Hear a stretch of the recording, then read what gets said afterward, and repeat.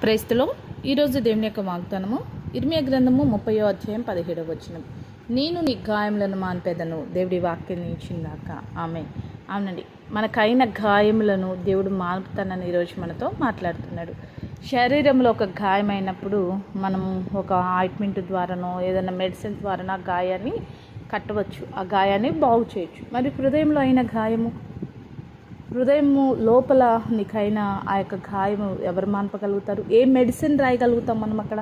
నీ హృదయంలో ఉన్న, నీ యొక్క గుండెల్లో అయినా, నీ యొక్క మనసులో ఉన్న ఆ యొక్క బాధ, ఆ యొక్క గాయము ఏ మెడిసిన్ రాయగలుగుతాం? ఏ మెడిసిన్ ద్వారా ఆ యొక్క గాయం మానుతుందంటే ఈ లోక సంబంధమైన ఏ మెడిసిన్ ద్వారా ఆ గాయం కట్టబడదండి. శరీరానికి లోక సంబంధమైన మెడిసిన్ ద్వారా స్వస్థత వస్తుందేమో, కానీ హృదయానికి అయిన గాయం తగ్గాలంటే అది దేవుని వాక్యం అయి ఉండాలి, దేవుని మాట అయి ఉండాలి. అది దేవునికి మాత్రమే సాధ్యం.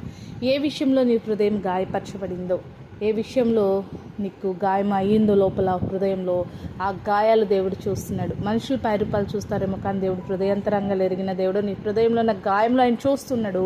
అందుకే దేవుడు చెప్తున్న మాట ఏంటంటే, నేను నీ గాయంలో మాన్పేదనని. నీ హృదయంలో ఉన్న గాయంలో మాన్పే దేవుడు నీకు ఉన్నాడు. కాబట్టి ఏ విషయంలో అధైర్యపడక, ఏ విషయం బట్టి అయితే గాయపరచబడ్డావో ఆ గాయపడిన ప్రతి పరిస్థితి దేవుడి మీద నువ్వు ఆధారపడి చెప్పి దేవుడిచ్చే స్వస్థతను, దేవుడిచ్చే నెమ్మదిని, దేవుడిచ్చే కార్యంలో పొందుకో. అటు రీతిగా నిన్ను దేవుడు దీవించునుగాక. ఆమేన్. ప్రార్థన చేసుకుందామండి.